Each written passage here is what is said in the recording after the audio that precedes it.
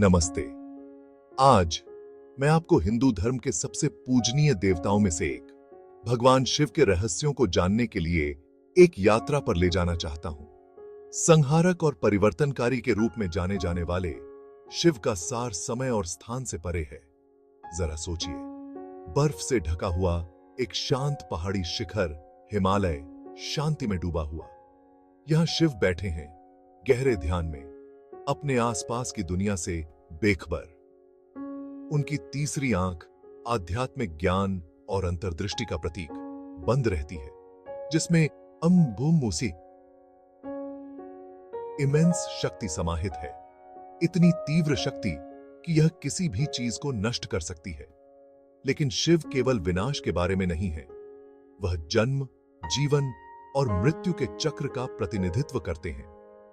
अपने नृत्य तांडव के माध्यम से वह सृजन और विनाश के ब्रह्मांडीय चक्रों का वर्णन करते हैं, हमें दिखाते हैं कि अंत केवल नई शुरुआत है। अब शिव के सबसे आकर्षक पहलुओं में से एक के बारे में बात करते हैं। उनका परिवार। पार्वती, उनकी अर्धांगिनी, प्रेम और भक्ति का प्रतीक हैं। साथ में वे एक दूसरे को संतुलित करते हैं। मर्दाना और स्त्री ऊर्जा के मिलन का प्रतीक हैं। उनके बच्चे गणेश और कार्तिकेय, प्रत्येक का अपना विशिष्ट महत्व है, जो शिव की कथा के समृद्ध ताने बाने को और समृद्ध करते हैं। एक और दिलचस्प पहलू है शिव के रूप का प्रतीकवाद। उनके सिर पर अर्धचंद्र समय बीतने का प्रतीक है, जबकि उनके जटाओं से बहने वाली गंगा नदी आध्यात्मिकता की शुद्धिकरण शक्ति का प्रतिनिधित्व करती है। उनका नीला गला दुनिया को बचाने के लिए जहर पीने का परिणाम हमें उन बलिदानों की याद दिलाता है जो हमें बड़े भले के लिए करने पड़ते हैं।